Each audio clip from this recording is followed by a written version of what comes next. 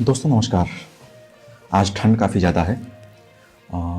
ठंड होने के साथ साथ मौसम में सुस्ती भी है, नमी भी है, सुबह से धुंध छाई हुई है और इस धुंध के बीच किसान आंदोलन अपने चरम पर है। इस किसान आंदोलन को अगर देखा जाए या उसको समझा जाए तो उसमें सरकार भी अपने पे अड़ी दिख रही है, वो भी नहीं पीछे हटना चाहती और किसान भी अपनी बातों पर अड़ी दिख रहे हैं, वो भी अपनी इस तरह से पीछे नहीं हटना चाहते हैं। लेकिन ऐसा कब तक चलेगा? किसानों ने कह दिया है कि वो 26 जनवरी को अपना ट्रैक्टर मार्च निकालेंगे। सरकार ने भी कह दिया है कि ठीक है आप निकालिए। दिल्ली पुलिस ने उन्हें अनुमति दे दी है। सुप्रीम कोर्ट ने उसमें बीच में आने से मना कर दिया, कहा कि लॉ एंड ऑर्डर पुलिस का मामला होता है, पुलिस संभाले। खैर, इन सब भी पूरे किसान आंदोलन को अगर हम देखें तो इसमें सबसे ज़्यादा जो एक वर्ग का जोर दिख रहा है वो पंजाब से जुड़े किसानों का दिख रहा है। और पंजाब से जुड़े किसानों की जब बात होगी तो उसमें सिखों की बात आती है। तो इन सिखों में भी अगर इस किसान आंदोलन की चर्चा की जाए तो जो सबसे ज़्यादा निकल के आए हैं या जिनकी सबसे ज़्यादा चर्चा हो रही है या जिनका सबसे ज़्यादा बात की जा रही है वो है खालिस्तानी सिख। तो ये खालिस्तानी सिख ऐसा कहा जाता है कि वो जो एक बार ठान लेते हैं वो मान लेते हैं, पर क्या ऐसा सचमुच है? आइए इसी पे एक वाक्य सुनाते हैं जिसे लिखा है शंभुनाथ शुक्ला जी ने और प्रस्तुत कर रहा हूँ मैं, किंजल सिंह। अकाली सिख जो ठान लेते हैं हर बार जरूरी नहीं है कि वो हो ही। ऐसा ही एक वाक्य है। 1920 में उन्होंने तय किया कि अमृतसर के स्वर्ण मंदिर में अन्य नानक पंथियों को जो है या अन्य सिख पंथी जो थे उनको भगाया जाएगा वहां से, और जिसके फलस्वरूप या जिसको क्रियान्वयन करने के अंतर्गत उन्होंने 1925 में गुरुद्वारा कानून बनाकर प्रबंधन पूरा का पूरा प्रबंधन उन्होंने अपने हाथों में ले लिया। ठीक है, तो अभी तक जो ये गुरुद्वारा था, अमृतसर गुरुद्वारा था, स्वर्ण मंदिर था, वो पहले सबके लिए खुला हुआ था, जो है उसको एक ओपन बॉडी उसका कार्यान्वयन करती थी। लेकिन 1925 में इन अकाली सिखों ने क्या किया कि उसका एक कमेटी बनाई और कमेटी बनाने के बाद उसका एक मैनेजमेंट अपने हाथों में ले लिया।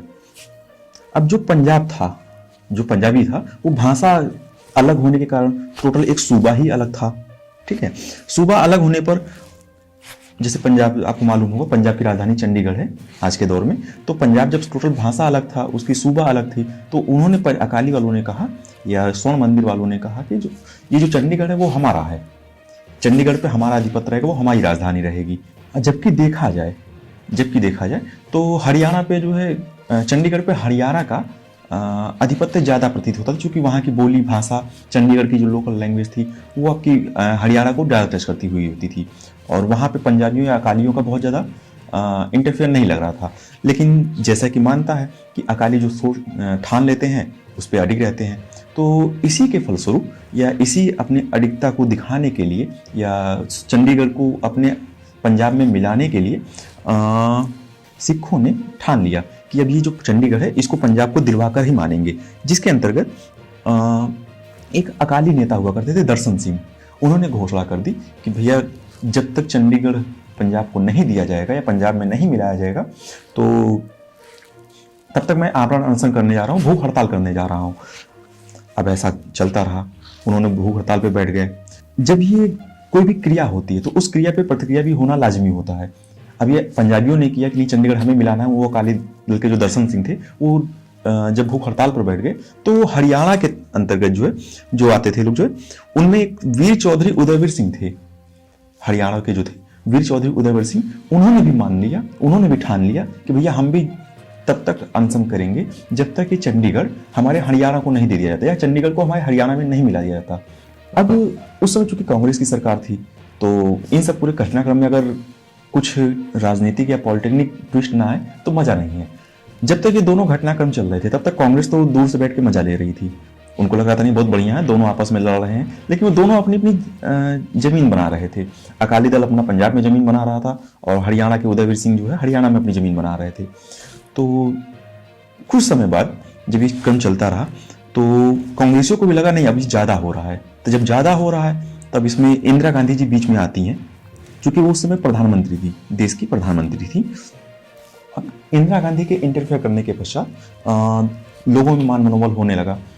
वो कोई उदयवीर सिंह से मिलता, कोई दर्शन सिंह से मिलते, ये मान मनोबल रोज चलता रहा। रोज पेपरों में रोज सुबह खबरें छपती रही जो है कि आज दर्शन सिंह को भूख हड़ताल के 45 दिन हो गए, फिर कभी 46 दिन हो गए, कभी 44 दिन हो गए, फिर कभी उदयवीर सिंह की तरफ से खबर छपती थी कि आज उनको भूख हड़ताल करते हुए 20 दिन हो गए, 22 दिन हो गए, फिर आज 28वां दिन हो गया। ये क्रम चलता रहा। फिर इसी घटनाक्रम के अंतर्गत 27 अक्टूबर 1969 को जो दिन आता है, उस दिन जो दर्शन दिन थे, जो पंजाब की मांग कर रहे थे, अकाली दल के नेता थे, उनके प्राण पखेरु या कहिए उनकी मृत्यु हो जाती है। भूख हड़ताल के कारण वो मृत्यु शैया की ओर अग्रसर हो जाते हैं, वो दुनिया से अलविदा कर देते हैं। पंजाब की मांग को लिए चंडीगढ़ की पंजाब में मिलाने की मांग को लिए जब इतना होता है, फिर इसके बाद कांग्रेस के हाथ पांव फूलने शुरू होते हैं। उनको लगता है कहीं एक बड़ा मूवमेंट ना शुरू हो जाए। इसी बीच उदयवीर सिंह जो चंडीगढ़ को हरियाणा में मिलाने की मांग कर रहे थे, वो भी घोषणा कर देते हैं कि अगर ये जो चंडीगढ़ है, अगर ये पंजाब में गया तो हम भी अपनी जान न्यौछावर कर देंगे, हम आमरण अनशन से हटेंगे नहीं।